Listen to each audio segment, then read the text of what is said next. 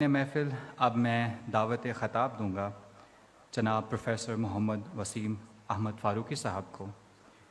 آپ Punjab group of colleges میں professor ہیں اسلامیات کے اور جامعہ مسجد المجدد کے فاؤنڈر ہیں، اور بیسیوں لوگ آپ کی تعلیمات سے مستفید ہوتے ہیں۔ ہمارے انتہائی خوبصورت مقرر اپنی خوبصورت آواز میں آج ہمیں سامنے بات کریں گے۔ آپ کا ٹاپک ہے امام ابو حنیفہ کی حیات مبارکہ کا جامع تعارف۔ جناب پروفیسر محمد وسیم احمد فاروقی صاحب۔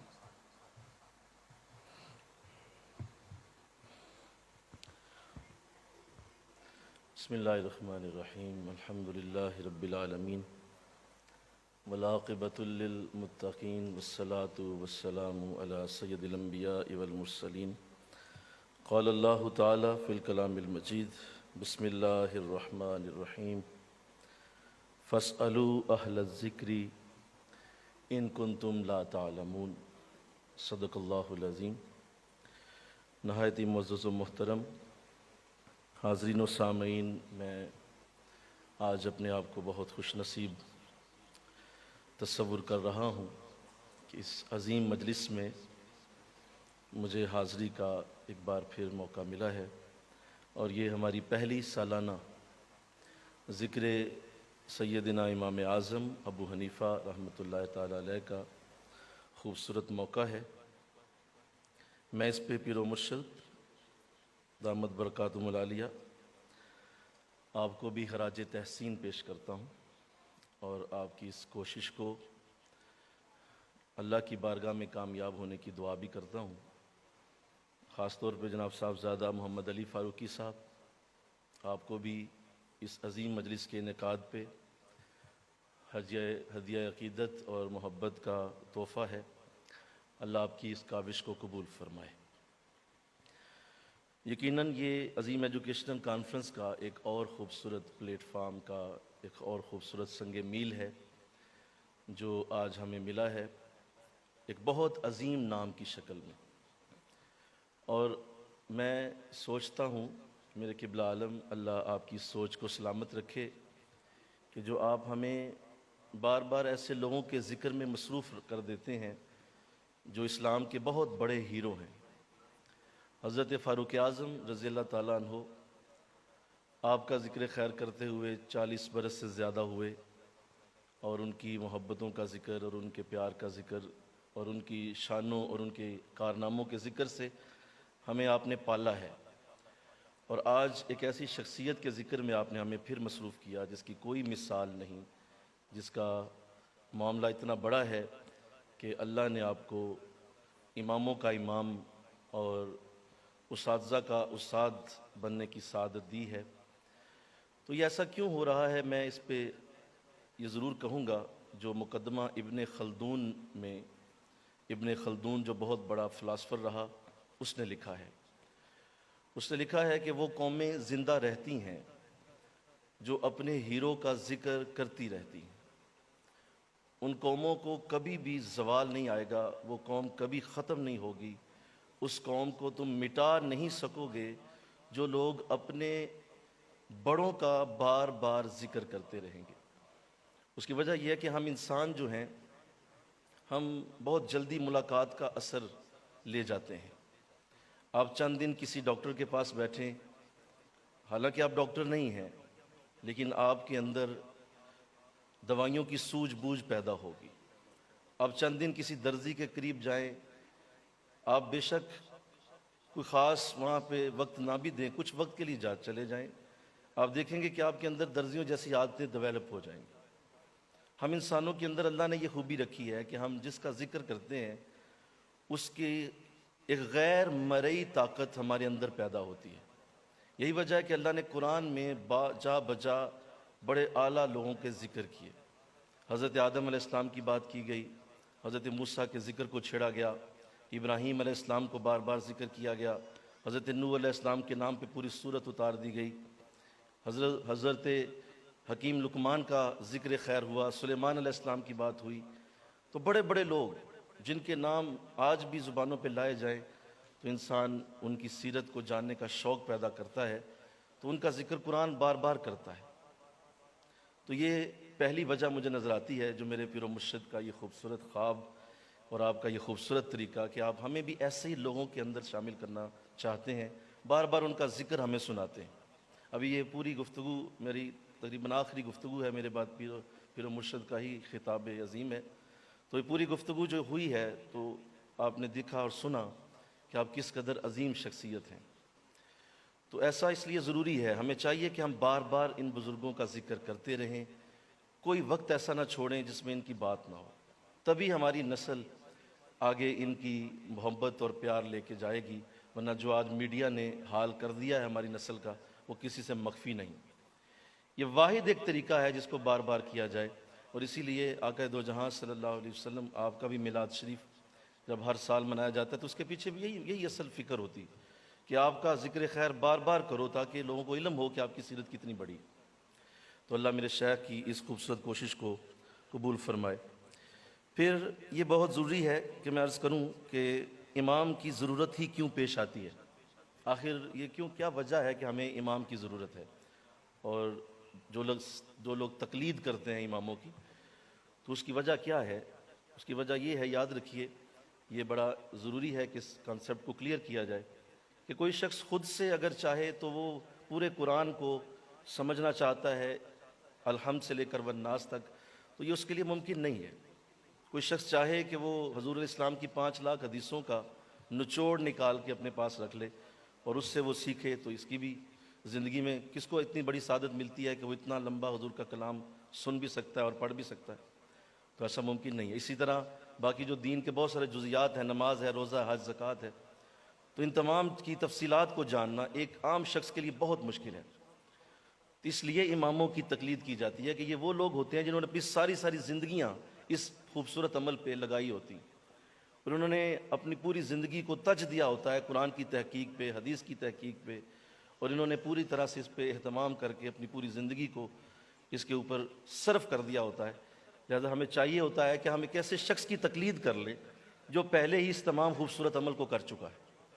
لہذا ہم اماموں کے پیچھے چلتے ہیں اور ہم کہتے ہیں کہ آپ ہمارے امام ہیں، آپ جو کہہ رہے ہیں ہم آپ کے پیچھے حاضر۔ اس لیے امام کی تقلید ضروری ہے۔ پھر اس کی ایک اور مثال بھی دی گئی، حضرت معاذ بن جبل رضی اللہ تعالیٰ عنہ، حضور اسلام نے جب آپ کو یمن کا گورنر بنا کے بھیجا تو آپ نے ارشاد فرمایا، اے معاذ بتائیے کہ آپ کس طرح فیصلہ کریں گے؟ جب آپ کے پاس لوگ فیصلے کے لیے آئیں گے، اپنے مسئلے کے حل کے لیے آئیں گے، کیسے کریں گے آپ؟ تو ارشاد فرمایا کہ حضور میں قرآن سے مدد لوں گا۔ تو آقا اسلام نے ارشاد فرمایا اگر تمہیں قرآن سے نہ ملا تو پھر کیا کرو گے؟ اب یہاں حضور کے الفاظ پہ غور کرنا ہے، یہ نہیں کہا کہ قرآن میں ہے نہیں، فرمایا اگر تمہیں نہ ملے، یعنی تم خود وہ نہ دیکھ سکو، نہ پڑھ سکو، تو پھر کیا کرو گے؟ فرمایا حضور پھر میں آپ کی حدیث سے مدد لوں گا، آپ کی حدیث میرے سامنے ہوگی، میں اسے پڑھوں گا، سمجھوں گا۔ فرمایا اگر میری حدیث سے بھی تمہیں نہ ملے تو فرمایا پھر میں حضور اپنے ذہن اور سوچ سے مدد لوں گا، جو میرے ذہن اور سوچ میں بہتر معاملہ ہوگا میں اس پہ فیصلہ کروں گا۔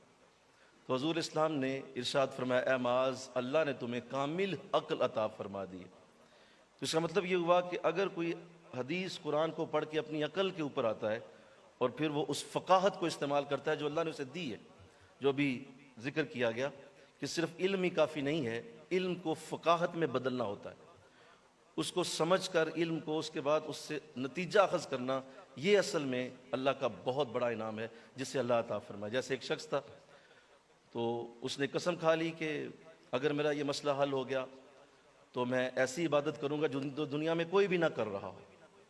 اللہ نے مسئلہ حل کر دیا، اب وہ پریشان ہے کہ کیا عبادت کروں؟ اگر نماز پڑھتا ہے تو دنیا میں لاکھوں لوگ نماز پڑھ رہے ہیں، اگر اذان دیتا ہے تو لاکھوں اذانیں دے رہے ہیں، اگر قرآن پڑھتا ہے لاکھوں قرآن پڑھ رہے ہیں، دنیا میں کون سا ایسا کام کروں جو اس وقت کوئی بھی نہ کر رہا ہو؟ تو اس وقت حضرت عبد القادر جیلانی رحمۃ اللہ علیہ آپ موجود تھے، ان کی خدمت میں حاضر ہوا۔ آپ نے فرمایا تیرا ایک ہی حل ہے، تو ابھی حرم میں چلا جا اور جہاں لوگ طواف کر رہے ہیں ان سے صرف یہ کہہ کہ 1 منٹ کے لیے طواف روک دیں، اور تو اس وقت اگر طواف کرے گا تو تیرا یہ قسم والا معاملہ پورا ہو جائے گا۔ تو یہ ہے فقاہت جسے اللہ عطا فرمائے، یہ فقاہت ہے کہ آپ نے ایک بہت بڑے مسئلے کو، اس کی قسم کو حل کیا۔ تو لہذا امام اعظم ابو حنیفہ رحمۃ اللہ تعالی علیہ کی شکل میں ہمیں اللہ نے ایک ایسا فقیہ عطا فرمایا کہ آقا علیہ السلام کی وہ حدیث آپ پہ پوری اترتی ہے، جسے آقا علیہ السلام نے ارشاد فرمایا کہ لوگوں سنو، اگر اللہ تمہیں بھلائی کا ارادہ کر لے، تمہاری بھلائی کا ارادہ اگر اللہ کر لے تو اللہ تمہیں دین میں سمجھ عطا فرما دیتا ہے۔ وہ دین کی سمجھ تمہیں آ جائے گی اگر تمہیں اللہ تمہاری طرف بھلائی کا ارادہ کر لیتا ہے۔ تو آپ اصل میں اسی حدیث کے مصداق ہیں اور اللہ نے آپ کو یہ سعادت عطا فرمائی۔ پھر آپ نے اپنی زندگی میں ایک خواب دیکھا تھا کہ آپ حضور علیہ السلام کی قبر کشائی فرما رہے ہیں، آپ کی قبر کھود رہے ہیں۔ تو آپ پھر کتب جو تعبیر کرنے والے لوگ تھے ان کی خدمت میں حاضر ہوئے، فرمایا کہ مجھے بتایا جائے کہ یہ خواب کیسا ہے کہ میں نے حضور علیہ السلام کی قبر کی کھدائی کر رہا ہوں۔ تو حضرت امام سیرین رحمۃ اللہ علیہ جو بہت بڑے معبر ہیں، انہوں نے آپ کو اس کی تعبیر دی کہ اللہ آپ سے حدیث کا ایسا کام لے گا جو اس سے پہلے کسی نے بھی نہ کیا ہو۔ اللہ آپ سے ایسی برکت دی حدیث کی لے گا جو آپ کی وجہ سے پوری دنیا میں حدیث کا پیغام پہنچے گا۔ سب سے پہلے جس شخصیت کے ساتھ آپ کا اللہ نے سعادت کا معاملہ بنایا اور آپ جس کی آپ کی شاگردی میں گئے، وہ حضرت امام حماد ہیں۔ 25 برس تک ایک بھی چھٹی نہیں کی ہے۔ اتنی تعلیم اور تربیت اور اس قدر آپ ڈیڈیکیٹڈ شاگرد کی حیثیت سے نظر آئے کہ 25 برس تک آپ نے اپنے استاد کی خدمت میں بغیر چھٹی کے حاضری دی ہے۔ ایک بار ایسا ہوا، چونکہ ظاہر ہے ایک وقت گزرا تھا، تو امام حماد سے علیحدگی کا فیصلہ کیا کہ میں اپنا درس لگاؤں، اپنا درس خود شروع کر لوں۔ تو اتفاق یہ ہوا کہ امام کہیں جانے لگے تو ارشاد فرمایا تم میری سیٹ پہ بیٹھو اور لوگوں کے مسائل سنو۔ تشریف لے گئے تو جب پیچھے لوگ ایسا مسئلہ لے کے آئے جو آپ کے علم میں نہیں تھا، لیکن آپ نے خود سے اپنی فقاہت سے اس میں جواب دیا، آپ نے اسے نوٹ کر لیا۔ ایک اور شخص آیا، وہ بھی علم میں نہیں تھا، پڑھا نہیں ہوا تھا، اس کا بھی جواب دیا، اس کو بھی نوٹ کیا۔ اور اس طرح آپ نے 60 مسائل نکالے جو آپ نے امام حماد سے پڑھے نہیں ہوئے تھے، خود اپنی فقاہت سے آپ نے اس کے جواب دیے۔ تو جب آپ واپس آئے تو ان کے سامنے وہ پرچہ رکھا، کہا حضرت میں نے آپ کی غیر موجودگی میں یہ فیصلے کیے، کیا میں نے ٹھیک کیے ہیں؟ تو جب وہ فیصلے آپ نے پڑھے تو ان میں سے 40 ٹھیک تھے، 20 غلط تھے، اور اس کا معاملہ وہ نہیں تھا جو جواب آپ نے دیا۔ تو آپ نے اسی وقت فیصلہ کیا کہ ساری زندگی اپنے استاد کی خدمت سے دور نہیں ہوں گا، ہمیشہ ان کی خدمت میں حاضر رہوں گا، علیحدہ درس جب تک یہ زندہ ہیں میں کبھی بھی شروع نہیں کروں گا۔ پھر اللہ نے ایک ایسا وقت بھی آپ پہ آیا ہے کہ آپ نے گوشہ نشینی کا فیصلہ فرمایا، اور آپ پہ ایک ایسی حالت طاری ہوئی جس طرح صوفیاء کے اوپر ہوتی ہے کہ وہ گوشہ نشینی چاہتے ہیں، کچھ وقت کے لیے علیحدہ چاہتے ہیں ہونا۔ تو آپ نے ایسا فیصلہ جب فرمایا تو آقا دو جہاں جان عالم صلی اللہ علیہ وسلم کی خواب میں زیارت ہوئی اور ارشاد فرمایا کہ اے امام، اے ابو حنیفہ، تمہارا وجود اس مقصد کے لیے نہیں بنایا گیا، تم نکلو اور میرے دین کی خدمت کرو، یہ گوشہ نشینی تمہارے لیے نہیں۔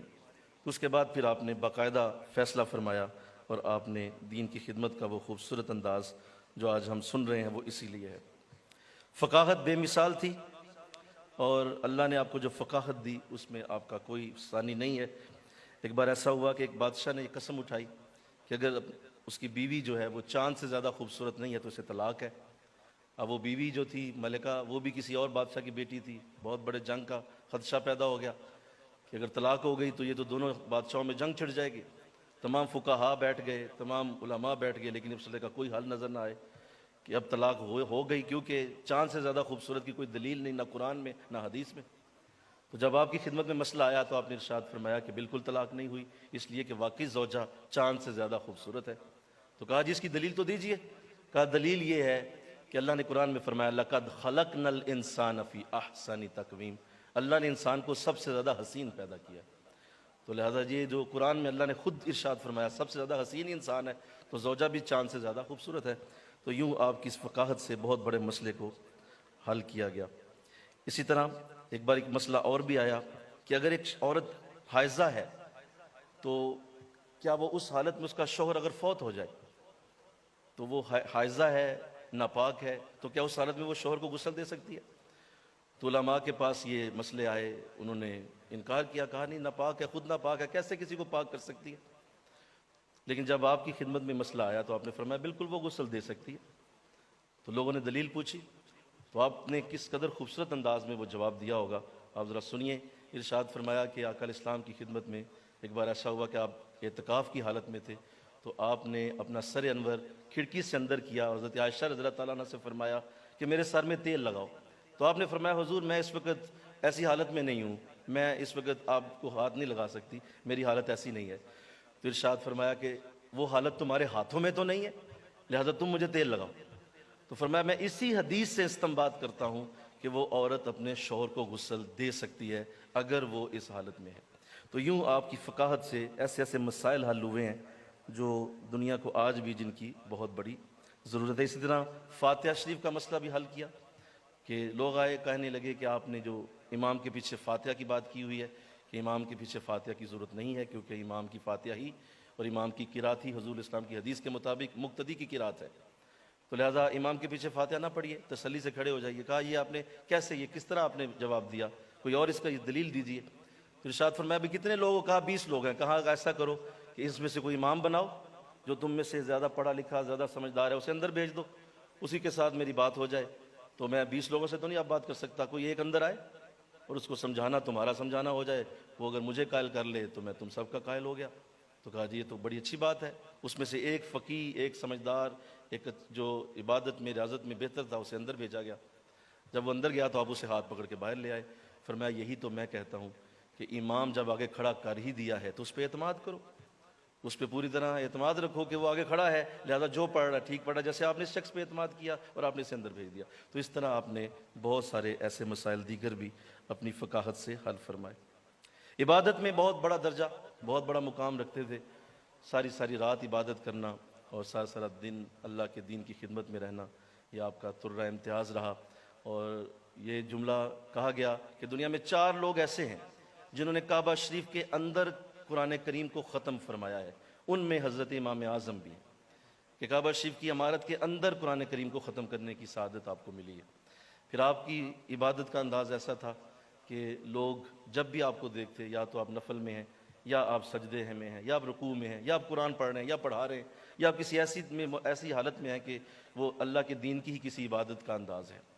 اور بلکہ کہا گیا کہ اگر امام اعظم کو پتہ چلے کہ 3 دن بعد آپ کا وصال ہونے لگا ہے تو وہ کوئی اپنی عبادت میں اضافہ نہیں کر پائیں گے, کیونکہ وہ پہلے ہی وہ عبادت کر رہے تھے جس کو کوئی انسان ممکن حد تک کر سکتا ہے.